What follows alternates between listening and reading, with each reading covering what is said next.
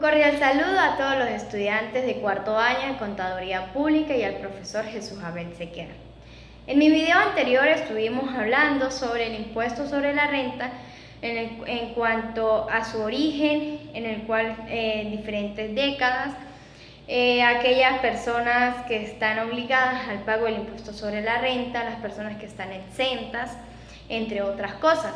En esta oportunidad les voy a hablar sobre el decreto 1808, que trata de las retenciones del impuesto sobre la renta y aparte de los ingresos, cuáles son los ingresos que pueden obtener los contribuyentes. El decreto 1808 es promulgado el 23 de abril de 1997, en el cual esto contribuye principalmente en el contexto tributario. El impuesto sobre la renta es un tributo que se paga anualmente, ¿sí?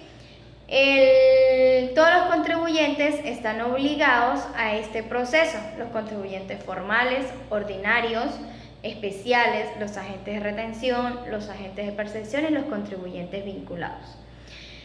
En este tributo se pueden realizar recaudaciones de forma anticipada, en el cual implementa una forma en el cual son las retenciones del impuesto sobre la renta. ¿Quiénes están obligados a realizar este proceso de las retenciones? Los contribuyentes formales, ordinarios, vinculados, los agentes de retención y los agentes de percepción. Bueno, ustedes se preguntarán, ¿por qué los contribuyentes especiales no?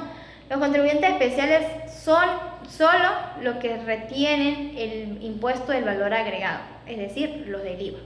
Ahora bien, ¿quiénes son los que se le están obligados para que se le haga ese proceso de retención?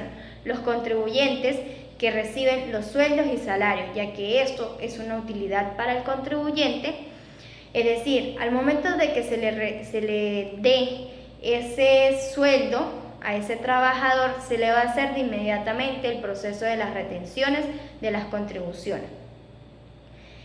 De igual forma, este decreto 1808 contribuye en dos formas, ¿sí? Para las personas asalariadas y las personas no asalariadas. Ahora bien, ¿quiénes son las personas asalariadas?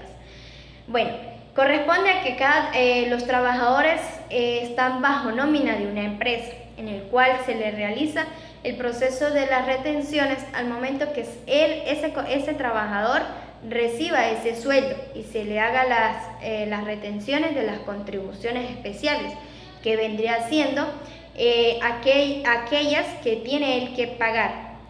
Por ejemplo, la Ley de Política Habitacional, Seguro Social, INSE y el seguro de paro forzoso, ¿sí? Bajo este contexto se tienen dos formas: los trabajadores por dependencia y los trabajadores por honorarios profesionales. Por dependencia trata de que el trabajador depende de un horario de trabajo establecido, mediante el cual está obligado al que se le haga las retenciones para fiscales y al cumplimiento de las actividades que se le asignan para las cuales este trabajador fue contratado. Ahora bien, para los trabajadores por honorarios profesionales, ellos deben realizar una factura, ¿sí?, donde allí acredite el monto total de esos honorarios profesionales de esa actividad que él está realizando. Por ejemplo, si se está realizando una auditoría, ¿sí?, allí en esa factura se tiene que especificar el número de horas que ha trabajado, que es allí donde se va a trabajar mediante las cantidades de horas desempeñadas para así establecer, qué tipo de auditoría él está realizando. Otro caso también vendría siendo cuando se trata de asesoramiento, asesorar a una empresa. Por ese asesoramiento también implica realizar una factura por honorarios profesionales para así el pago de esos honorarios. Ahora bien, ¿qué pasa con los beneficiarios de los sueldos? Cada trabajador que reciba de las remuneraciones, ¿sí?, deberá ser caracterizado si es una persona residente o no residente, ¿sí? ¿Qué pasa si se trata de una persona no residente? ¿O cómo se cataloga para mostrar de que esa persona es residente? Bueno, esa persona debe que tener un tiempo establecido dentro del territorio venezolano, que vendría siendo los 180 días, para así demostrar que esa persona es residente, ¿sí? Entonces, por ejemplo, si una persona es de aquí de Venezuela y está en España, pero tienen ingresos de aquí de Venezuela, esa persona es considerada una persona no residente y se le va a retener el 34% por ser una persona no residente. De esa misma persona, por ejemplo, de que pase una temporada aquí en Venezuela y cumpla con ese tiempo establecido, que son los 180 días, y ella demuestre que ese tiempo ya lo cumplió y eso, ahí sí es una persona residente, ¿sí? Bueno, ahora bien, ¿qué trata sobre esto? Los trabajadores que trabajan bajo nómina. Bueno, esos trabajadores están caracterizados ¿por qué? Por un proceso que se llama el proceso del ARI, que es un formato que se le hace a todos los trabajadores que tengan o excedan de 1000 unidades tributarias. ¿Qué quiere decir eso? Que a medida que se le realice el pago de los salarios, se le va a realizar este proceso, ¿sí? Entonces, este proceso se realiza cuanto varíe el salario, es decir, por ejemplo, si en el año hubo 3 variaciones o 4 variaciones del salario, se tienen que realizar 3 procesos o 3 o 4 procesos de ese formato de la RI. Hay que tener en cuenta, y es muy importante, que los trabajadores, ¿sí?, en ese formato describan todos los gastos que tengan. ¿Por qué? Porque depende de esa información que suscriben ahí en ese formato, va a ser el proceso de retención, es decir, el porcentaje de retención. Claro, todos los salarios de todos los trabajadores, pues claro, van a ser iguales, pero lo que cambia va a ser el porcentaje de retención de cada uno de ellos. Bueno, cada trabajador también, o sea, tiene el derecho de elegir cuáles son las cargas familiares, ¿sí? Las cargas familiares, la esposa, hijos menores de 21 años y sus padres. Entonces, sin embargo, a esas cargas familiares, yo como contribuyente tengo el derecho de restar 10 unidades tributarias ya cuando se finalice el proceso de las retenciones, pues. ¿Por qué? Esas 10 unidades tributarias va a ser característicos por la rebaja personal, o sea, es un derecho que yo tengo. Por cada carga familiar se le va a restar 10 unidades tributarias. Si yo tengo 3 cargas familiares, pues ya son 30 unidades tributarias. Hay que tener en cuenta que para este proceso de la RI, cada pago de remuneraciones, ¿sí?, que se realicen en divisas, se va a realizar el proceso de la política monetaria, o sea, el tipo de cambio, ya sea en dólares, euros o pesos, o al tipo de cambio de lo que queda en bolívares, pues. Este proceso se le va a acreditar o se le va a suministrar al trabajador los primeros 15 días, ¿sí?, de cada ejercicio económico. Si varía el salario, igualmente va a tener 15 días para suministrar esa información. Ahora bien, las personas no asalariadas, ¿sí? Vamos con las personas no asalariadas. Las personas no asalariadas son aquellas personas que trabajan mediante unas remuneraciones, pero ¿qué las caracteriza a ellas? De que las personas, no existe ninguna relación entre el trabajador, ¿sí?, y quien suministra sus servicios. Es decir, por ejemplo, los mariachis pues son contratados por, qué sé yo, 2 o 3 horas y reciben su remuneración y listo. Al igual que los plomeros, al igual que los albañiles, los vendedores de loterías, entre otras cosas, los fotógrafos, entre otros.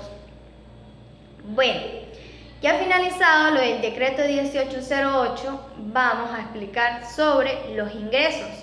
Existen diferentes ingresos, ¿sí? En el cual algunos de ellos están exentos, como lo describe el artículo 14 del impuesto sobre la renta. Y hay otros que son deducibles, como son el impuesto de grandes patrimonios y el impuesto de grandes transacciones financieras. Hay que tener en cuenta cuáles son esos ingresos que forman parte del impuesto sobre la renta. Un ejemplo vendría siendo los sueldos y salarios y los que forman parte de dependencia, los que yo le estaba explicando hace rato, que las formas de dependencia son aquellos trabajadores que dependen de un horario de trabajo establecido, y por los sueldos y salarios son aquellas personas asalariadas. También están caracterizados por las regalías, que las regalías están descritas en la tarifa 3 de lo que contexta el impuesto sobre la renta, ¿sí? Que también son las empresas de hidrocarburos y minas. Ahora, ¿qué pasa con los ingresos que forman parte de fuentes extranjeras? Esos ingresos se deben realizar mediante una metodología del tipo de cambio, que es la política monetaria.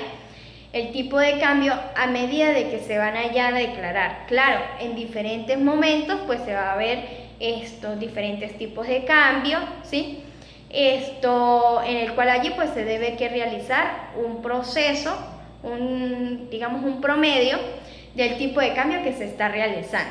Tenemos los ingresos por venta de exportaciones.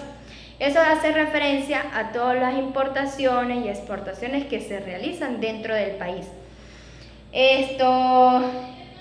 Que dependen también, de divisas, monedas extranjeras, pues. Tenemos los ingresos por gastos de representación. Hay que tener en cuenta que estos gastos de representación no involucran para el cálculo del impuesto sobre la renta, es decir, están exentos, no son deducibles del impuesto sobre la renta. Entonces, ¿por qué? Porque una cosa son de que se le dan a unos ingresos al trabajador por los sueldos y salarios, sea bien de directores, gerentes, administradores, entre otros, el personal de la empresa, y otros, esos ingresos que hace referencia para el gasto, para que los trabajadores cumplan con esa función laboral que están desarrollando dentro de la empresa. Por ejemplo, un mensajero de San Cristóbal al Piñal pues tiene que pagar lo que es el transporte, comida, hoteles por si se va a quedar y esas cosas. Tenemos también ingresos por venta de inmuebles a crédito. Esto es muy importante. ¿Por qué? Porque se está recibiendo un ingreso a crédito. Se debe que registrar en el ejercicio gravable, ¿sí? Solo el monto que se está recibiendo por ese ingreso, pues no el monto completo, porque si es a crédito, pues no está, esa otra parte faltante no está dentro de ese ejercicio. Claro, si se paga al contado, el monto total no tiene nada que ver porque se está recibiendo el monto completo. Tenemos los ingresos por viáticos. Los ingresos por viáticos también se excluyen dentro del cálculo del impuesto sobre la renta. ¿Por qué? Porque al igual que los gastos de representación conforman los gastos necesarios que necesita el trabajador para realizar esa función laboral dentro de la empresa. Tenemos los ingresos por impuestos proporcionales. Hay que tener en cuenta aquí que esto hace referencia a los impuestos que son deducibles del impuesto sobre la renta, ¿sí? Entonces, claro, en materia tributaria, pues hoy en día no se ha prolongado en ser deducibles del impuesto sobre la renta, porque al ser deducible, pues se obtiene una mayor tributación. Tenemos la responsabilidad de las empresas fusionadas. Primero que nada, ¿qué es una fusión? Una fusión es una constitución de una o más empresas, en el cual, a pesar de las empresas mercantiles, ¿sí?, realizan diferentes procedimientos. Los procedimientos de cierre, los procedimientos de liquidez y los procedimientos de fusión. Ahora bien, ¿cómo creen ustedes que se realiza el proceso de fusión? El al realizarse el proceso de fusión, pues se debe que realizar una integración o una consolidación de las cuentas. ¿Qué quiere decir eso? Pues unir todos los valores de cada cuenta para realizar en sí después un estado financiero. Por ejemplo, esto son 3 empresas, se tienen que unir. Por ejemplo, los 3 montos de bancos se unen y solamente queda un solo monto para así realizar el proceso de los estados financieros, ¿sí? Ahora bien, tenemos los ingresos por no computables. Los ingresos no computables hacen referencia a lo que es el cálculo de la base imponible, es decir, ya que algunas partidas hacen referencia o están involucradas en ellas. Por ejemplo, lo que son las aportaciones que realizan los socios, la prima de emisión de acciones y las aportaciones que cada uno realiza con el fin de no reducir el capital de cada una de ellas, del capital de la empresa, pues. Tenemos los ingresos de la renta extranjera. Esto es tan característico para el cálculo del impuesto sobre la renta. Tenemos las rentas obtenidas por alquileres en el exterior. Tenemos la renta obtenida por los depósitos bancarios en el exterior y los ingresos que están obtenidos en prestar servicio en el exterior. Y por último, tenemos las liquidaciones de las sociedades.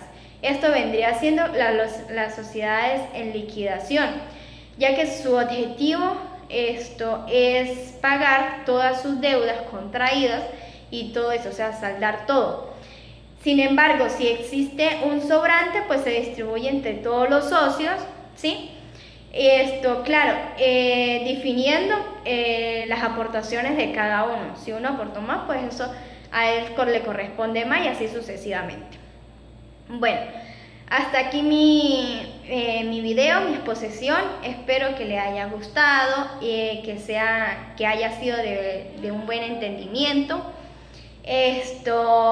Cualquier cosa me deja comentarios en el canal. Y bueno, gracias.